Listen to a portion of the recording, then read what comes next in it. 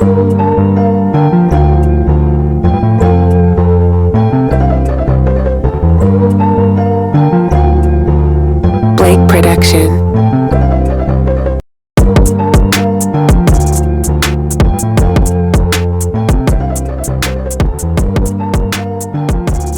Yo, what's good, gang? Okay, we're gonna look at Bitcoin here.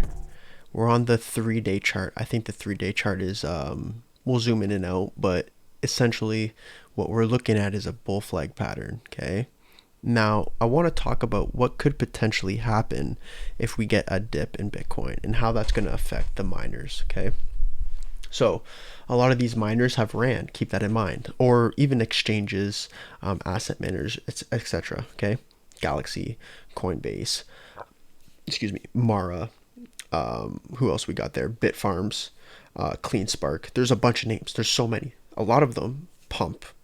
A lot of them have pumped. Now, if Bitcoin dips, that could also cause a lot of these names to dip as well.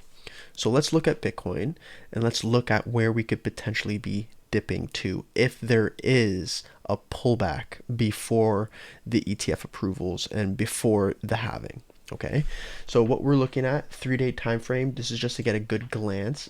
What we're looking at is a bull flag that's shaping up.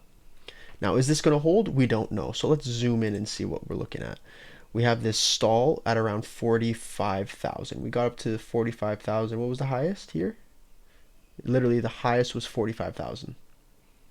Okay, we top out there and we go sideways. We dip right back down to 40,150. So where could we potentially go? That's why I have this zone marked out here. This zone would be essentially, we spent from November to, it's not that long actually, all of November in this range, right? This was from 35 to 38,000. Okay, we could try to retest that range, make sure it's a support, and then continue the rally onward into 2024. So we might get something like this, and then we get a rally into 2024 up to 50K. That could happen, right? I'm just talking about the what would happen if there is a pullback. What should we be looking for if there is a pullback coming? Okay, so the major zone is 38K that we're looking for. That's where our previous resistance was before we had this breakout to 45K. So that zone, 40 or 38,000 to 35,000, could be retested. Now, if that does happen, think about what is gonna happen to the rest of the space. A lot of these names are extended. Okay, CleanSpark, Bitfarms, Mara. There's a bunch of names, you could look into them. A lot of them are extended. Those are going to want to come back to their 8 and the 21 EMA on the weekly time frame, right? So let's pull the weekly time frame on Bitcoin and let's look at the 8 EMA. Okay, we're going to delete some of this stuff out of the way so we can get a more clear picture. The 8 EMA is sitting at 38,000.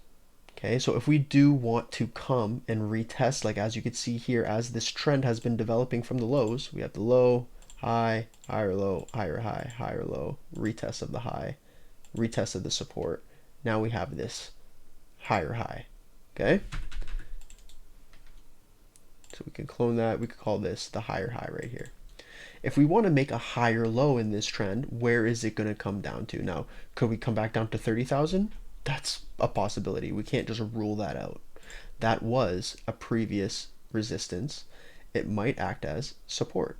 So let's mark that zone. Okay, we could pull back into that area. Okay, but if we want to hold this 8 EMA, we could look to the 38,000 range, which was what we were just talking about before.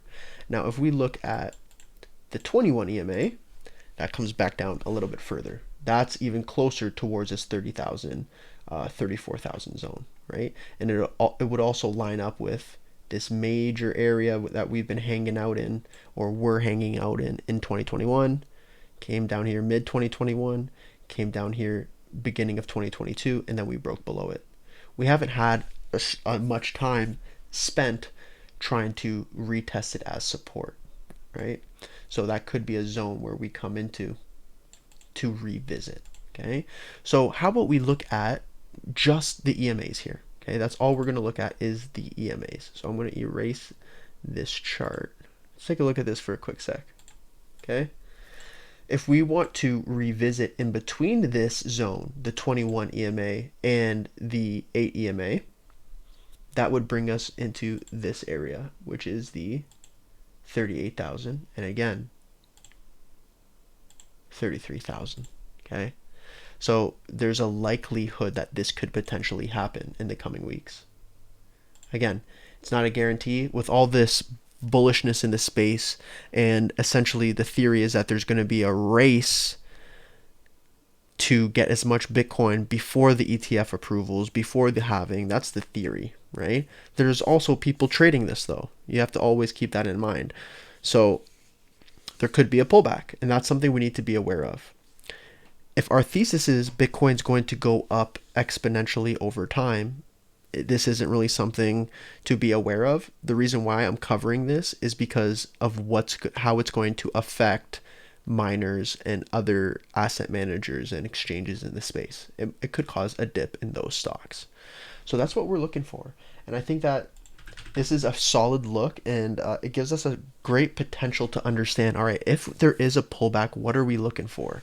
And from that 45,000 zone, pullback into that range would be a 22% pullback.